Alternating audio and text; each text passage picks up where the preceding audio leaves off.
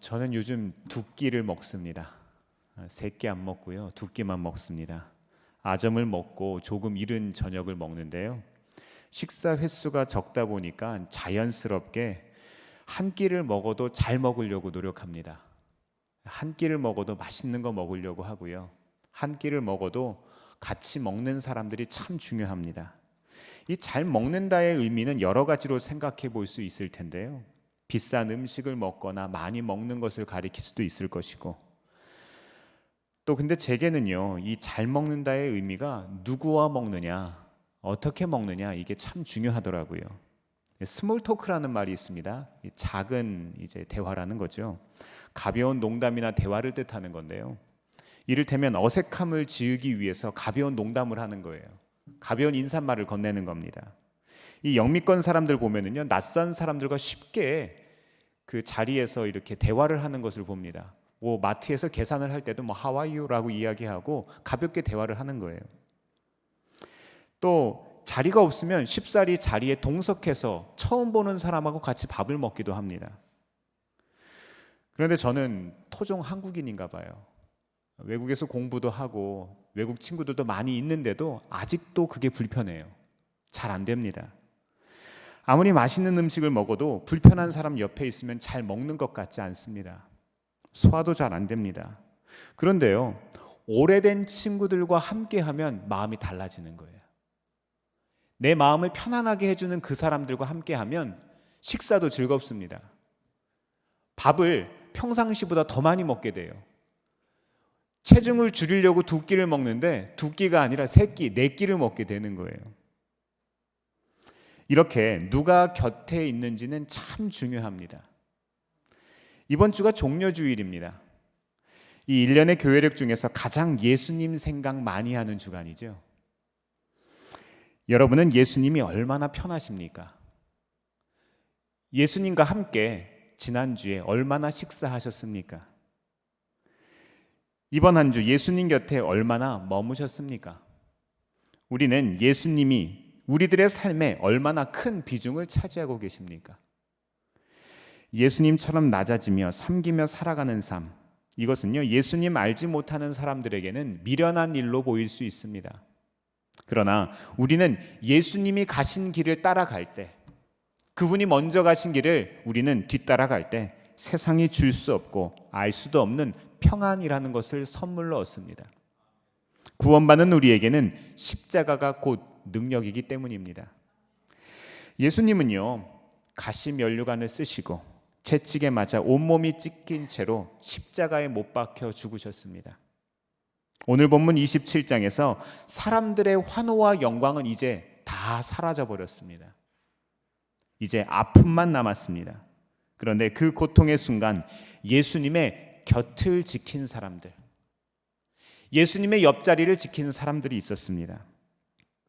십자가 지신 예수님 곁에 선 그들에게 구원의 은혜와 감격이 임했습니다. 이 시간 이러한 구원의 감격과 은혜가 우리 가운데도 있기를 바랍니다. 오늘 말씀의 제목은요, 뭐죠? 곁을 지키는 사람. 예수님의 곁을 지켰던 사람들에게 배울 수 있는 신앙의 자세가 무엇일까요? 첫 번째로 예수님을 하나님의 아들로 고백하는 믿음을 가져야 합니다. 그렇게 할 때 우리가 이들로부터 배울 것이 있어요. 마태복음 27장 54절 말씀 같이 한번 읽어보겠습니다. 시작. 백부장과 그와 함께 예수를 지키는 사람들이 지진과 여러 가지 일어난 일들을 보고 몹시 두려워하여 말하기를 참으로 이분은 하나님의 아들이셨다 하였다. 아멘. 우리는 보통 성경에 나오는 백부장이라고 하면 어떤 백부장 떠올리세요? 신약 성경에 여러 종류의 백부장이 나오는데 총 5종류의 백부장이 나온대요. 5명. 우리는 어떤 백부장 떠오르세요? 저 개인적으로는요, 백부장이라고 하면 마태복음 8장에 이 놀라운 기적을 체험했던 백부장 있죠. 자기 종이 낫기를 원해서 예수님께 와서 간구했고 예수님께서 직접 만져주지 않으셨는데도 나았던 이 백부장 생각납니다. 근데 오늘 이 말씀에 나오는 백부장의 이야기는 아주 짧게 소개돼요. 특별해 보이지 않습니다. 하지만 아주 큰 영적 깨달음을 줍니다. 오늘 본문에서 저자인 마태가 가장 강조하고 싶은 것은요, 다른 것도 아니고 성전의 휘장이, 성소와 지성소를 나누고 있던 휘장이 위에서부터 아래로 찢어진 것을 마태가 이야기하고 있어요. 이 휘장은 성전 입구를 가려주는 바깥 휘장, 그러니까 성소와 지성소를 나누는 거예요. 제사장이 들어갈 수 있는, 대제사장이 1년에 한 번 들어갈 수 있는 지성소를 가려주는 그 역할을 하는 거죠. 마태복음 26장 61절과 27장 40절에서 성전을 헐고 사흘 만에 짓는 자라는 표현이 등장하는데요. 이것은 마태가 성전의 종말과 새로운 성전이신 예수님을 소개하는 내용입니다. 즉, 이 성소와 지성소를 가리는 휘장, 마치 이 아크릴판 같네요. 이 아크릴판 같은 이 휘장이 위에서부터 아래까지 찢어지면서 그 경계가 무너지고 새로운 성전이신 예수님의 시대가 되었다. 새로운 복음의 시대가 되었다는 겁니다. 히브리서 10장 19절에서 20절 말씀 제가 읽어드리겠습니다. 그러므로 형제자매 여러분, 우리는 예수의 피를 힘입어서 담대하게 지성소에 들어가게 되었습니다. 예수께서는 휘장을 뚫고 우리에게 새로운 살 길을 열어주셨습니다. 그런데 그 휘장은 곧 그의 육체입니다. 예수님께서 십자가에 달려 돌아가심으로 우리의 모든 지성소와 성소가 하나 되었다는 겁니다. 그렇습니다. 성전이 예수님으로 대체되었다는 것은요, 이제 예수님을 통해서만 하나님께 나아갈 수 있게 되었다는 거예요. 소잡고 양잡지 않아도 우리는 예수님께 나아갈 수 있게 되었습니다. 지난주에 제가 어떤 분과 대화하는데요, 안식교가 왜 이단인지에 대해서 물어보시더라고요. 네, 제7일 안식교예요.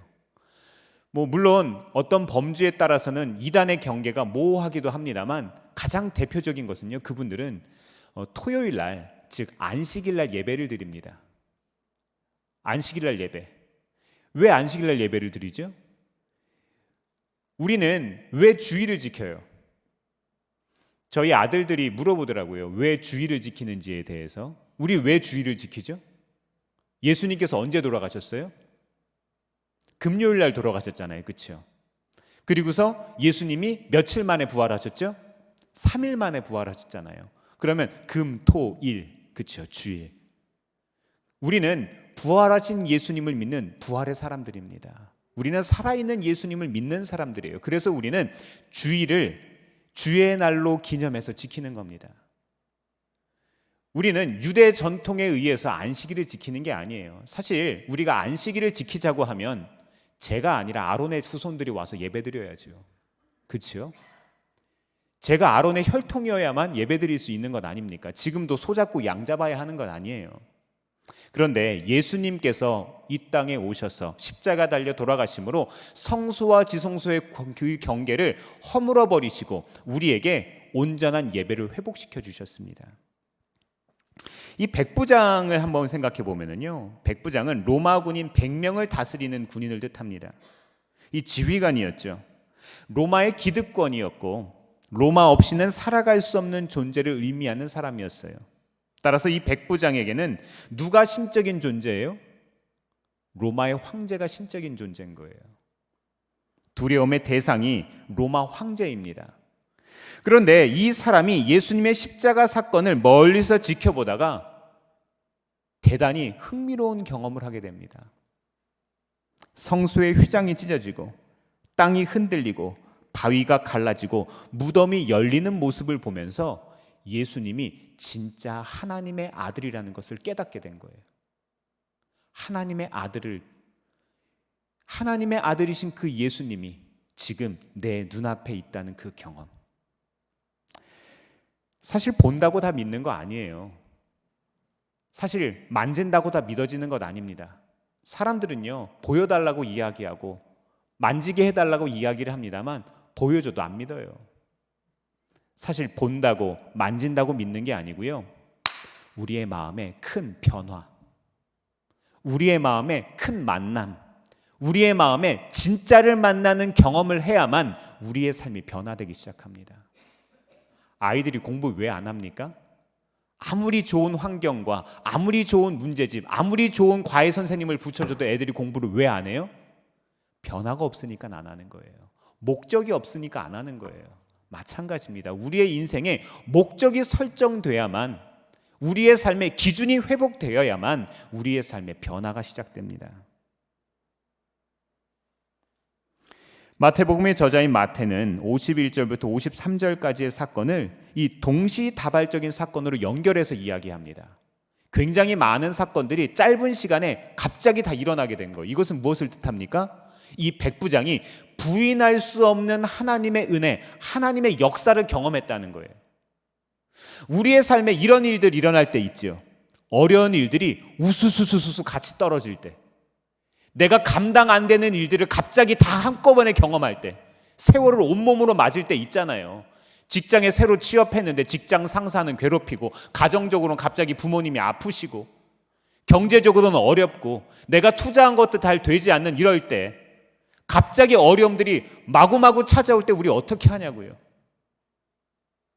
그런데 하나님은 예수님을 통해서 이 시간 우리에게 이야기하십니다. 이것이 사실 은혜라고요.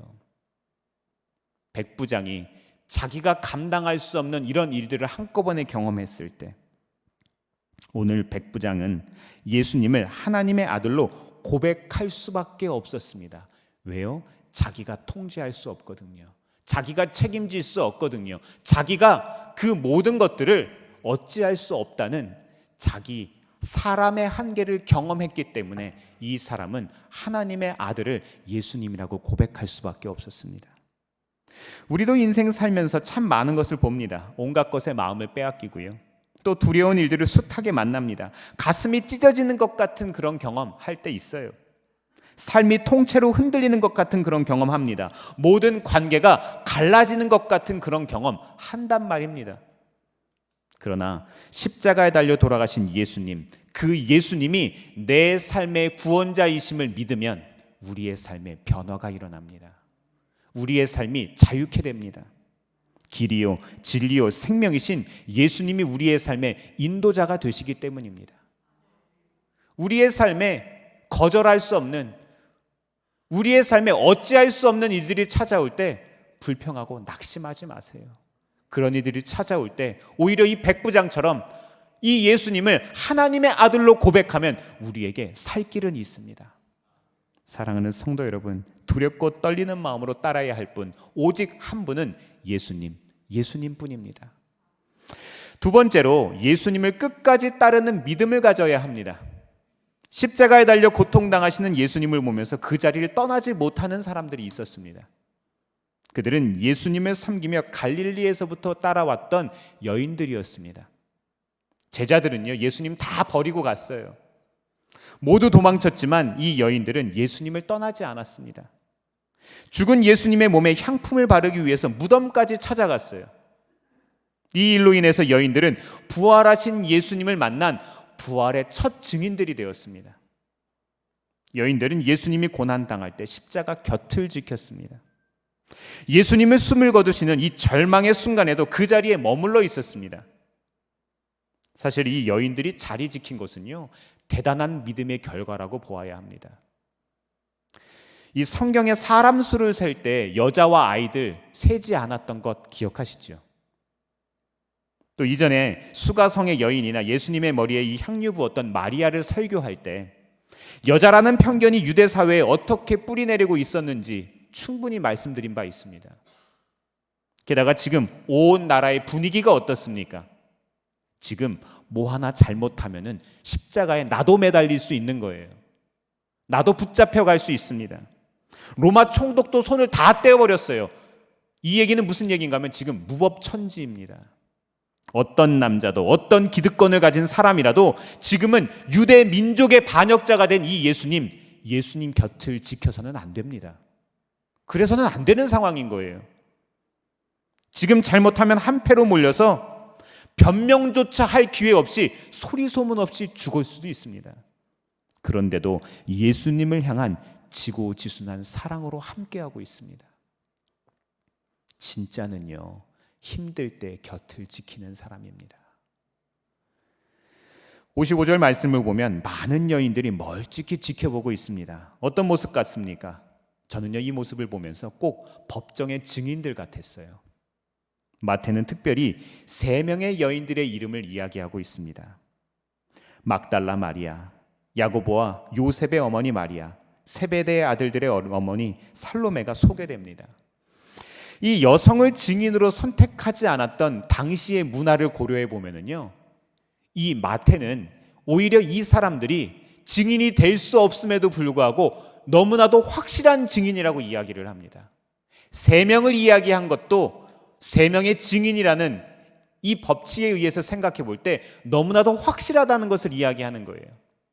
앞서 말씀드렸던 이방인이었던 백부장, 또 오늘 지금 이야기하고 있는 이 3명의 여인들, 이 사람들은요, 한마디로 이야기하면 사회적으로는 유대 전통에 의해서는 자격이 없는 사람들인 거예요.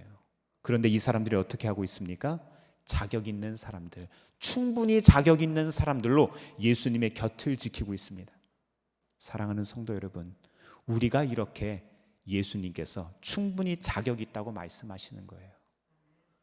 자격 없는, 세상이 바라볼 때 우리는 자격이 없는 우리의 모습이라도 예수님께서 우리의 곁을 지키는 우리의 그 진실한 마음, 그 마음 하나를 보시고 예수님께서 너희는 충분하다, 너희는 괜찮다, 너희는 네가 나를 사랑하는 것은 나도 안다, 이렇게 이야기하시는 거예요.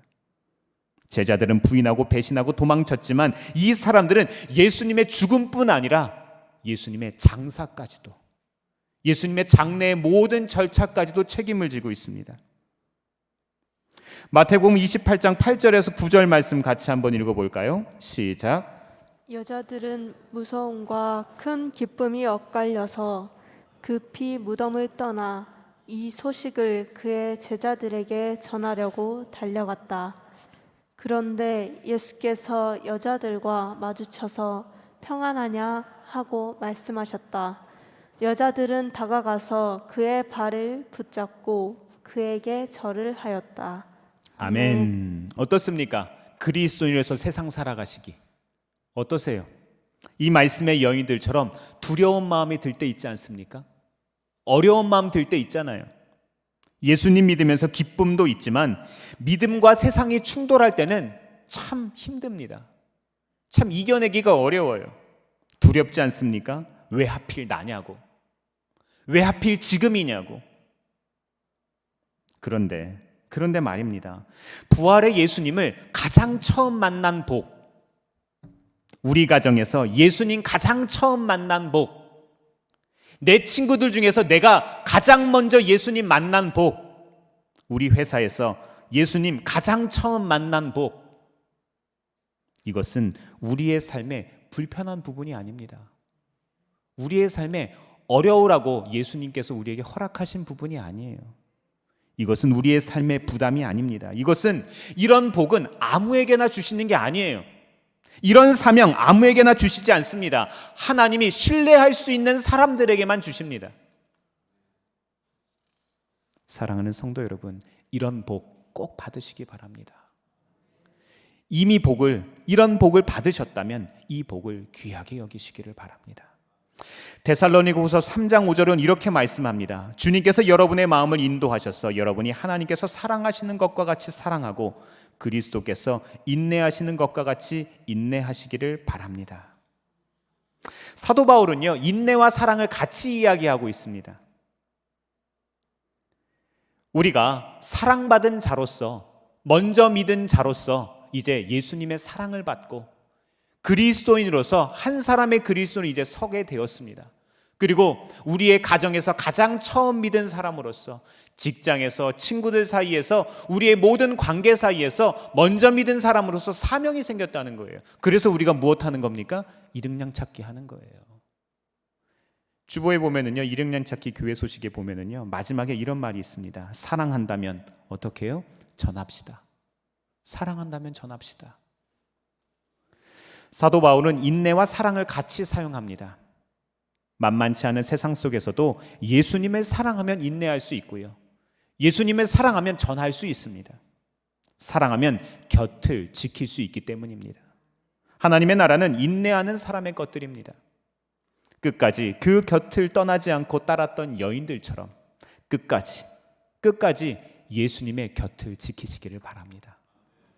세 번째 깨달음은요, 내려놓을 때 세워진다는 것입니다.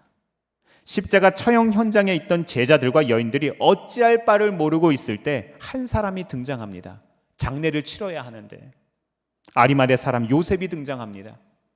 이 요셉은요, 유대인의 최고 의결기관인 산헤드린 공의회에서 아주 존경받는 사람이었어요.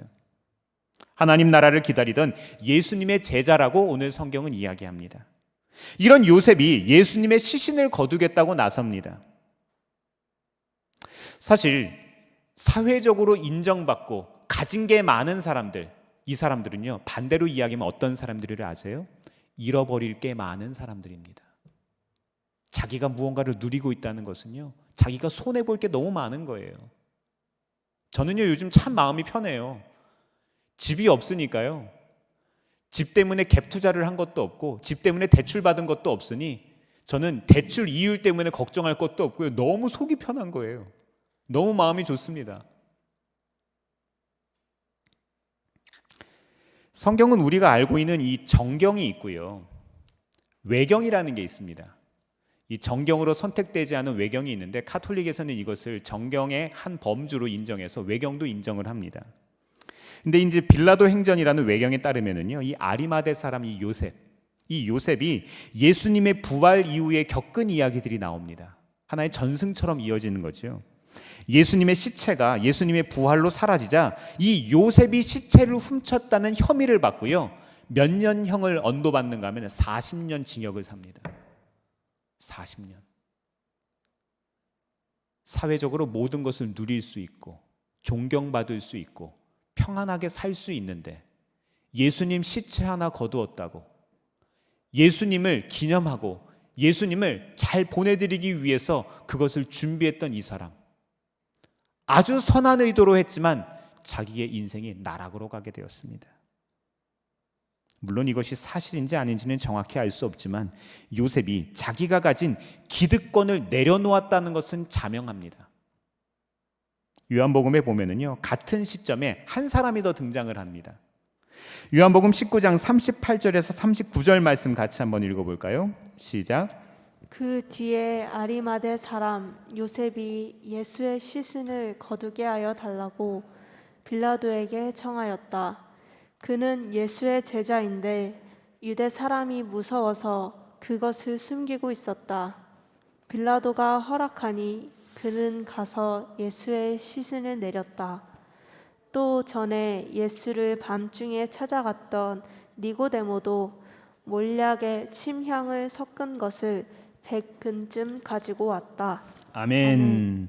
이 일은요, 유대인 지도자들에게 미움받을 수 있는 일들인 거예요. 지금 절대 권력 갖고 있지 않습니까? 지금 총독도 손을 뗀 거 아니에요. 자기의 안위마저 위협받을 수 있는 아주 위험한 일이었습니다. 이 유대 사람이 무서워서 지금껏 숨기고 있었는데 예수님의 죽음 앞에 더 이상 숨길 수 없게 되었습니다. 우리는요, 때를 가릴 수 있는 지혜가 있어야 합니다. 나서야 할 때가 있고 뒤에 머물러야 할 때를 알아야 한다는 거예요. 곁에 있어야 할 때가 있고 앞서 나아갈 수 있을 때를 우리는 알아야 합니다. 그때가 있는 사람이, 때를 분별하는 사람이 이 시대를 앞서갈 수 있습니다. 유대의 종교 권력의 중심에 있던 이들이 예수님 때문에 자신들의 기득권을 내려놓고 있습니다. 이런 내려놓을 때 세워지는 이런 은혜, 우리는 경험해야 합니다. 예수님을 위해서 용기 내었습니다. 요셉도 니고데모도 예수님의 마지막까지 곁을 지키고 있습니다. 저는 말씀을 준비하다가요, 요한복음 3장의 말씀이 생각났어요. 우리가 잘 아는 말씀 있죠? 하나님이 세상을 이처럼 사랑하사, 그렇죠?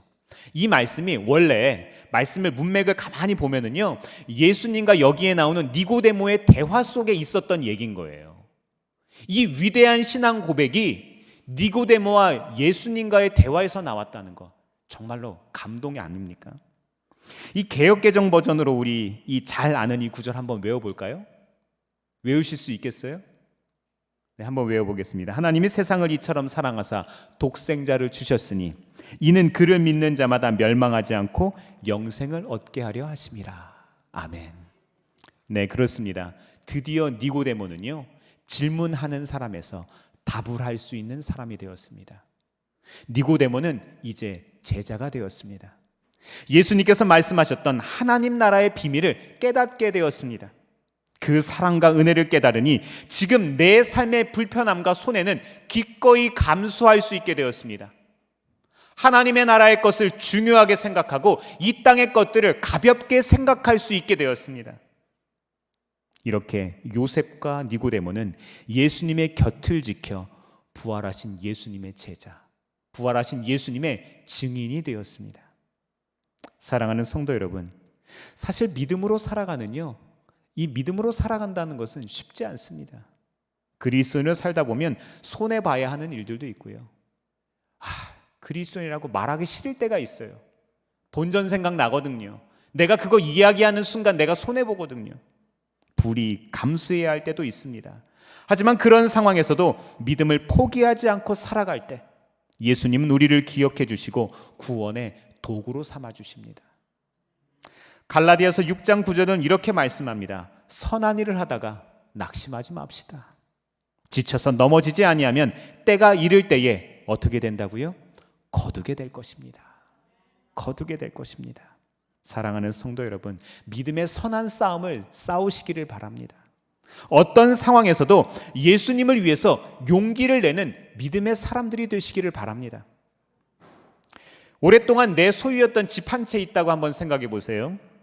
뜻밖의 돈이 생겨서 그 집에 방 한 칸을 리모델링해서 덧붙인다면 어떤 방으로 하시겠습니까?